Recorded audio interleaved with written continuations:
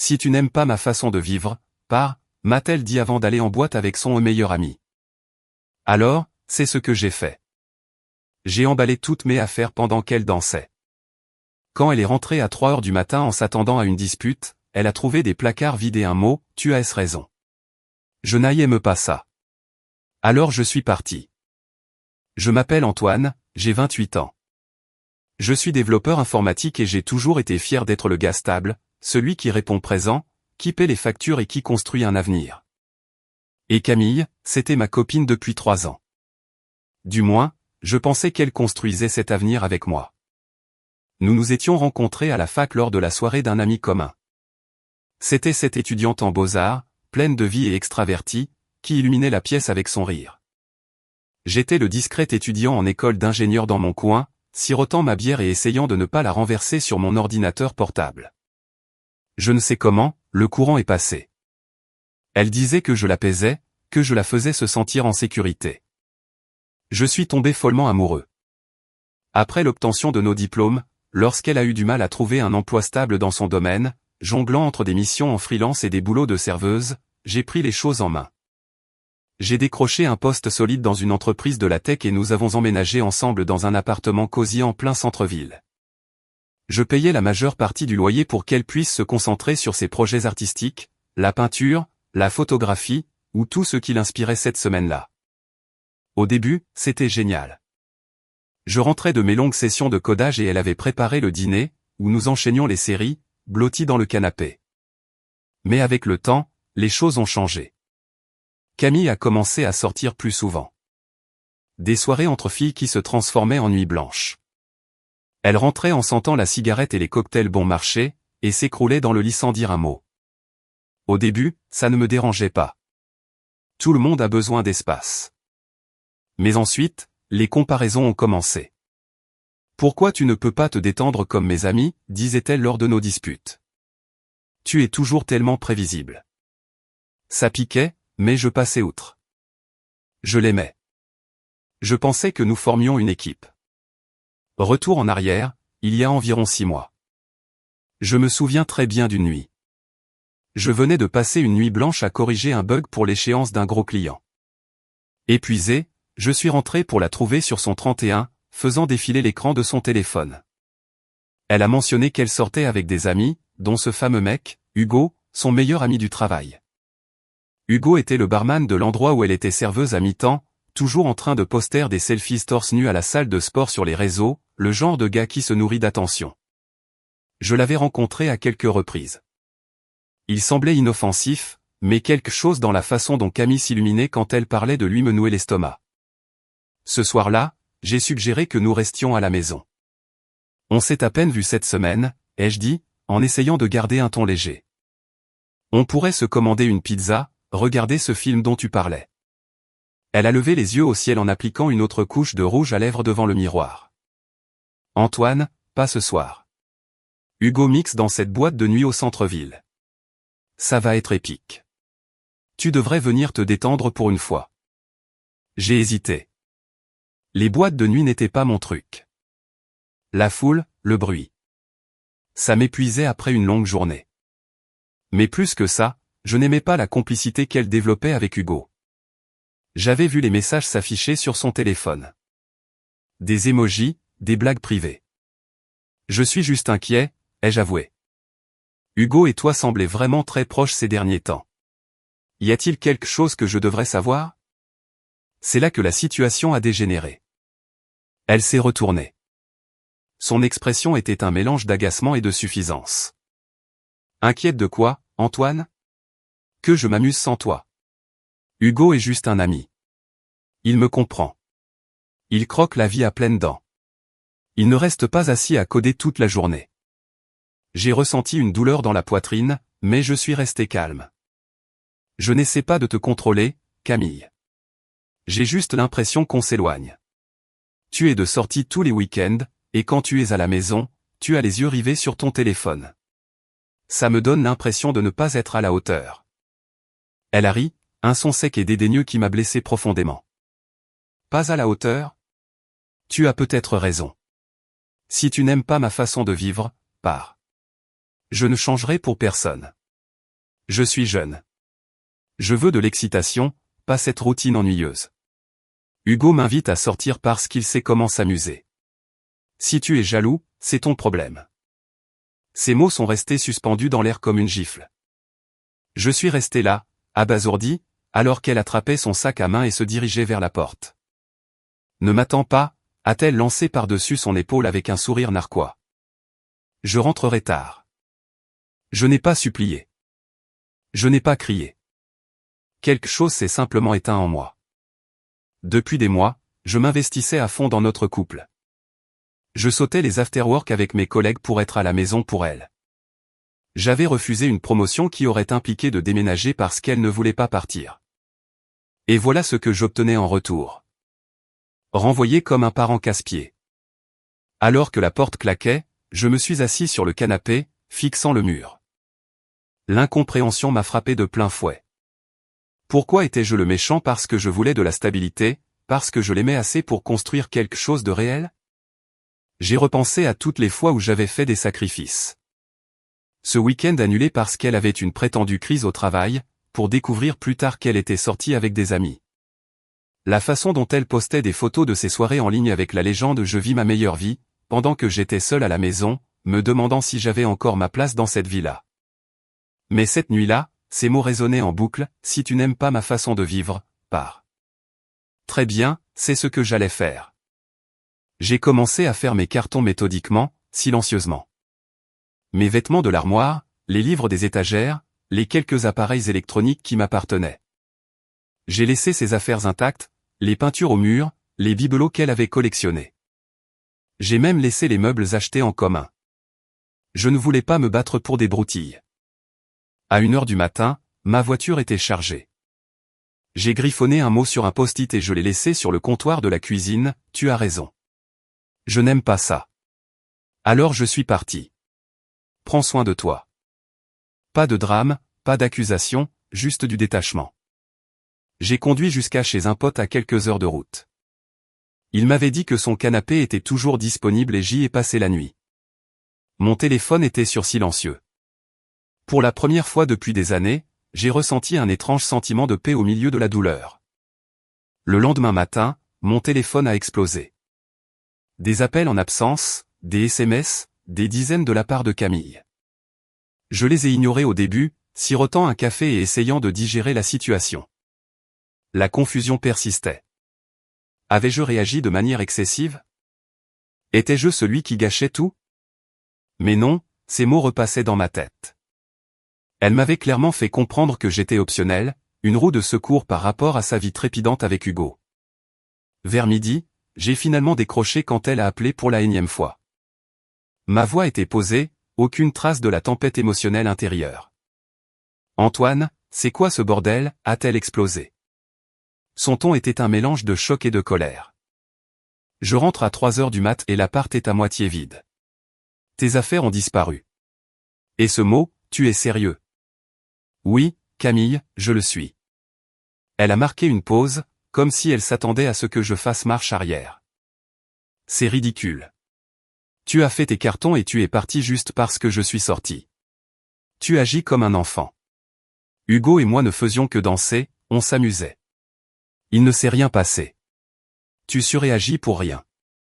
Pour rien, ai-je répété, en gardant mon sang-froid. Tu t'éloignes depuis des mois.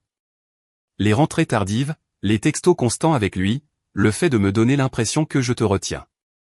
Tu m'as dit que si ça ne me plaisait pas, je n'avais qu'à partir, alors je l'ai fait. Sa voix a changé, teintée de cette logique tordue qu'elle maîtrisait tant. Ok, d'accord. J'ai peut-être été distante, mais les relations ont des hauts et des bas. Tu ne peux pas juste te tirer sans discuter. Hugo est marrant. Oui, mais ce n'est pas toi. Tu es celui qui est stable. Celui vers qui je rentre. Tu ne comprends pas ça? J'ai besoin des deux. D'excitation et de sécurité. La monogamie est dépassée de toute façon. Tout le monde expérimente. Si tu as un manque de confiance par rapport à ça, c'est ton problème. Reviens et on pourra s'arranger. Je réduirai mes sorties. J'ai failli rire face à cette hypocrisie. Elle me voulait comme filet de sécurité pendant qu'elle vivait sa vie. Pas d'excuses, juste des justifications. Non, Camille, c'est fini entre nous. Je mérite mieux que d'être ton plan B. Un plan B? Ce n'est pas juste. Tu déformes tout. Hugo comprend que la vie n'est pas toujours sérieuse. Il ne me juge pas parce que j'ai envie de m'amuser. Si tu m'aimais, tu te battrais pour nous, tu ne fuirais pas comme un lâche. Ces mots ont piqué, mais je n'ai pas mordu à l'hameçon. Adieu, Camille. J'ai raccroché, j'ai bloqué son numéro, et c'était tout. Pas d'éclat de voix, pas de supplication, juste la fin. Les jours qui ont suivi se sont fondus dans un brouillard d'injustice. J'ai squatté le canapé de mon pote, fixant le plafond, rejouant chaque sacrifice. Comme cette fois où je lui avais prêté des euros pour du matériel de peinture, juste pour qu'elle les flambe lors d'une escapade le week-end avec des amis, Hugo inclus, comme je l'ai réalisé plus tard. Ou la façon dont elle publiait des pics vagues et irrespectueuses en ligne, comme des mèmes sur les petits amis ennuyeux dont ses abonnés riaient, pendant que je faisais semblant de ne rien remarquer. C'était tellement immérité. J'avais été loyal, engagé, et pour quoi faire? Pour être jeté comme un vieux journal. Je ne l'ai pas confronté ni agressé. Au lieu de cela, je me suis concentré sur moi. J'ai pris une chambre d'hôtel bon marché pendant une semaine, puis j'ai trouvé une sous-location dans une ville à quelques heures de là. J'ai demandé une mutation au sein de mon entreprise. Pas besoin de promotion, juste d'un nouveau départ. Je me suis inscrit à la salle de sport, j'ai repris contact avec de vieux amis, j'ai même commencé une thérapie pour démêler cette confusion. Pourquoi m'étais-je laissé maltraiter si longtemps? Le silence a d'abord été assourdissant, mais lentement, il s'est transformé en clarté. Je n'étais pas le problème. Son complexe de supériorité l'était. Pendant ce temps, j'ai eu des échos par des connaissances communes, bien que je n'ai rien demandé. Camille avait déformé l'histoire. J'étais le salaud possessif qu'il avait abandonné, mais des failles sont apparues. Hugo. Il s'avère qu'il n'était pas juste le meilleur ami.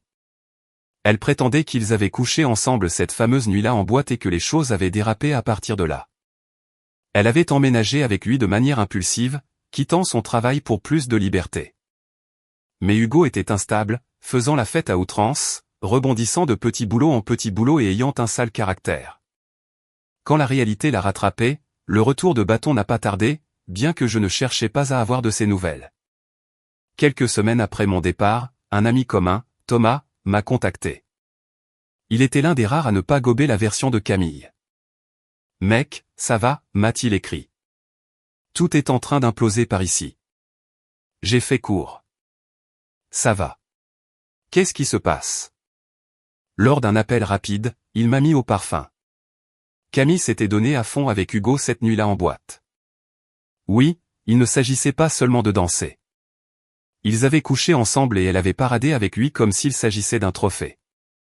Elle avait posté des stories critiques en ligne sur les nouveaux départs et le sentiment de liberté. Mais Hugo n'était pas le chevalier qu'elle imaginait. C'était un fêtard invétéré passant d'un excès à l'autre, avec une longue liste d'ex qu'il avait largués pour de bonnes raisons. Le mot instable était faible. Il explosait pour un rien, faisait le mort pendant des jours, puis la ramenait vers lui avec son charme. Au début, Camille a quitté son boulot de serveuse, convaincue que les relations de Hugo lui permettraient de décrocher quelque chose de mieux dans le milieu artistique. Ils se sont installés dans son appartement miteux en centre-ville, vivant des pourboires de barman de Hugo et de ce qui lui restait d'économie. Mais la réalité l'a vite frappé. Hugo a commencé à montrer son vrai visage, des piques verbales quand elle demandait de l'engagement, l'utilisant pour se faire conduire en voiture et pour lui soutirer du liquide, puis la plantant pour d'autres femmes lors de soirées. Une nuit, ça a dégénéré. Il a saccagé l'appartement dans un accès de rage après qu'elle l'ait questionné sur un SMS nocturne d'une ex. Elle a appelé la police, mais a minimisé l'affaire auprès de ses amis. Juste une mauvaise passe, disait-elle. Sa descente aux enfers s'est accélérée. Sans travail, les factures s'accumulaient. Les amis communs ont commencé à prendre leur distance quand la vérité a fuité. Camille me trompait émotionnellement depuis des mois, me dénigrant dans mon dos pour se justifier. Antoine est trop sage, disait-elle. J'ai besoin de passion. Mais maintenant, avec Hugo qui la fuyait, elle était isolée. Ses publications sont passées de triomphantes à de vagues appels à l'aide. À ces posts du genre quand la vie t'envoie des coups durs, les commentaires se sont taris. Les gens avaient vu clair dans son jeu. J'ai appris qu'elle avait touché le fond par un autre bruit de couloir un mois plus tard. Expulsée de chez Hugo après qu'il l'ait mise à la porte en pleine dispute, affirmant qu'elle était trop haut de colle. Il est passé à sa conquête suivante, la laissant dans la panade. Elle a squatté chez sa sœur, mais ça a vite explosé. Des drames familiaux avec sa mère qui la couvrait, mais n'offrait aucune aide concrète. Fauché, sans emploi, la réputation en lambeaux. Les amis qui l'avaient encouragé dans sa pseudo-libération faisaient maintenant les morts, réalisant qu'elle avait brûlé les ponts. Pendant tout ce temps, je suis resté détaché. Pas de triomphalisme, pas de vérification maladive de ses réseaux sociaux. Le milieu de ce pétrin a été difficile pour moi aussi. Le silence après la tempête.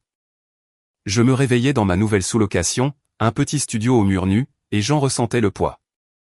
La confusion persistait. Comment avais-je pu rater les signes? Les nuits tardives que j'avais excusées comme un besoin de décompresser. La façon dont elle me comparait à l'ambiance aventureuse de Hugo, me faisant me sentir comme un homme de seconde zone. Retour au Noël de l'année dernière. Je l'avais surprise avec un chevalet sur mesure pour son art, payé avec l'argent de mes heures supplémentaires. Elle s'était extasiée, merci. Mais des semaines plus tard, il prenait la poussière pendant qu'elle faisait la fête. Immérité, tout cela. Je me suis permis de rester avec ce sentiment d'injustice, en le couchant sur le papier lors de séances de thérapie. Vous avez été loyal, disait mon thérapeute. Elle ne l'a pas été. C'est son problème à elle. Lentement, ma trajectoire a changé. Je me suis plongé dans le travail, j'ai réussi un projet qui m'a valu une augmentation. J'ai rejoint un groupe de randonnée, je me suis fait de nouveaux amis qui valorisaient la fiabilité plutôt que le chaos. J'ai commencé à avoir des rencarts sans prise de tête. Rien de sérieux, mais ça m'a rappelé que je n'étais pas ennuyeux, juste quelqu'un de stable. Le brouillard interne s'est dissipé. Je n'étais plus confus. J'étais libre. Les tentatives de Camille pour revenir en rampant ont commencé subtilement, puis ont fait boule de neige jusqu'au désespoir. Je l'avais débloqué après quelques semaines. Par curiosité peut-être, ou juste pour boucler la boucle. D'abord, il y a eu les SMS environ un mois après mon départ. Notification après notification, tard dans la nuit. Hey, Antoine, on peut parler? Nos discussions me manquent. Je sais que j'ai merdé. Hugo était une erreur. Voyons-nous. Je les ai ignorés. L'absence de réponse était ma réponse. Puis les appels se sont multipliés. Un soir, mon téléphone a sonné pendant que je préparais le dîner dans mon nouvel appartement. J'ai laissé sonner sur la messagerie, mais la curiosité l'a emporté. J'ai écouté plus tard. Antoine, décroche, s'il te plaît. Les choses avec Hugo. Ce n'est pas ce que je croyais. Il s'est servi de moi, ok? Il m'a jeté comme un déchet. Je vois maintenant à quel point on était bien. Tu étais toujours là. Rappelle-moi. Aucune sympathie ne s'est éveillée en moi. Elle avait fait son choix. Une semaine plus tard, ça a pris de l'ampleur. Elle s'est pointée à mon ancien lieu de travail. Elle avait dû obtenir l'adresse par une connaissance, mais j'avais été muté, alors elle s'est retrouvée face à un mur. À la place, elle a mobilisé son équipe toxique. Sa meilleure amie, Chloé, toujours celle qui la cautionnait, m'a envoyé un message. Camille souffre beaucoup. Sois un homme et écoute-la. Elle fait partie de la famille pour nous. J'ai répondu sèchement, ce n'est pas mon problème. Puis est venue l'embuscade familiale. Sa mère a appelé d'un numéro inconnu. J'ai répondu en pensant que c'était pour le travail. Antoine, c'est Sylvie, la mère de Camille. Il faut que tu lui parles. Elle est dévastée. Comment as-tu pu disparaître comme ça?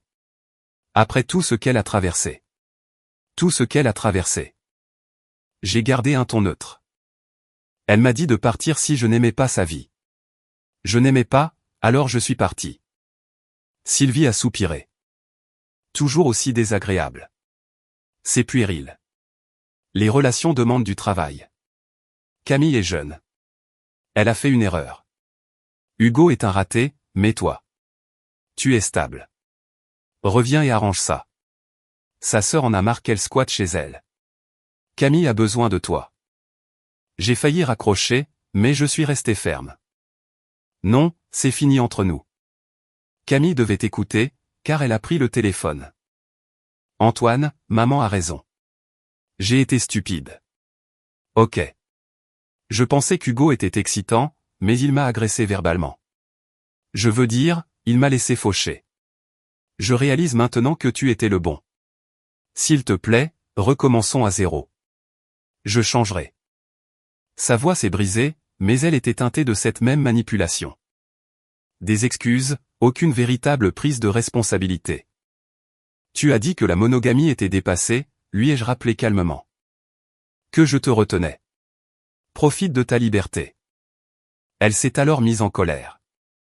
Ses vraies couleurs ont éclaté. La liberté. Regarde où ça m'a mené. Seul. Pendant que tu joues à la victime. Comment oses-tu me bloquer? M'ignorer.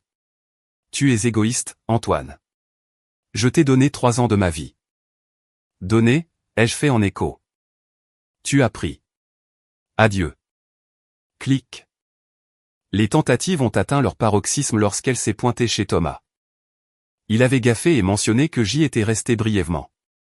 Elle a tambouriné à sa porte à 22h, puant le désespoir.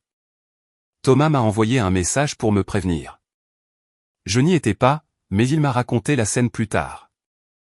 Elle a tempêté, dit à Antoine de se comporter en homme. J'ai besoin de lui. Tout s'écroule à cause de lui. Plus rien après ça. Le silence radio pendant un moment. Avance rapide de 6 mois. Je m'étais construit une vie solide. Une promotion au travail, un plus bel appartement, j'avais même rencontré quelqu'un d'autre. Léa, une graphiste qui appréciait mon côté posé sans s'en moquer. Pas de chaos, juste du respect mutuel. J'ai été invité au mariage de Thomas, une petite réception en plein air dans un parc à quelques heures de notre ancienne ville. Des amis communs seraient là, y compris certains qui avaient connu Camille. J'y suis allé, me sentant grandi, sans aucun esprit de vengeance. Elle s'est pointée sans y être invitée, faisant irruption par un portail latéral pendant la réception. Débraillée, les cheveux en bataille, la robe froissée comme si elle avait conduit directement depuis le taudis dans lequel elle se trouvait. Ses yeux ont balayé la foule jusqu'à ce qu'il se pose sur moi, en train de rire avec Léa à notre table. Antoine, a-t-elle appelé en se faufilant parmi les invités. Les têtes se sont tournées, les murmures ont commencé. Elle est arrivée jusqu'à moi, haletante. Il faut qu'on parle, maintenant. Je me suis levé, plus calme que jamais, Léa à mes côtés, l'air perplexe mais d'un grand soutien. Camille, ce n'est pas le lieu. Ses yeux sont passés sur Léa, puis sont revenus vers moi. Le désespoir débordait. C'est qui, elle? Peu importe. Antoine, s'il te plaît. Je suis désolé pour tout. Hugo m'a ruiné. Je suis en thérapie maintenant, je travaille sur moi. J'ai perdu mes amis, mon boulot. Mais toi et moi, on était bien. Tu t'en souviens? Donne-moi une autre chance. Les invités dévisageaient la scène. Thomas m'a lancé un regard inquiet de loin. Mais je ne ressentais rien. Ni pitié, ni colère, juste de l'indifférence. Camille, ai-je dit fermement, la voix posée. Tu n'as plus aucune importance pour moi depuis des mois. J'ai construit cette vie sans tes drames. Tu m'as dit de partir si ça ne me plaisait pas. C'est ce que j'ai fait, et je m'épanouis. Léa, ici présente, fait partie de cette vie. Va vivre la tienne. La mienne ne t'inclut plus. Elle est restée bouche bée. L'hypocrisie perçant à jour. Tu t'épanouis avec elle? Tu me remplaces juste pour me contrarier. Je mérite mieux que ce rejet. Non, ai-je répondu, le renversement de situation étant palpable dans l'air. Elle désespérée, moi confiant et maître de moi-même. Tu mérites ce que tu as choisi. Adieu. Elle est partie en trombe, marmonnant des jurons alors que nos amis murmuraient sur son culot. Plus tard, Thomas s'est confié. Elle a touché le fond, elle squatte les canapés de ses connaissances, elle m'en dit des petits boulots.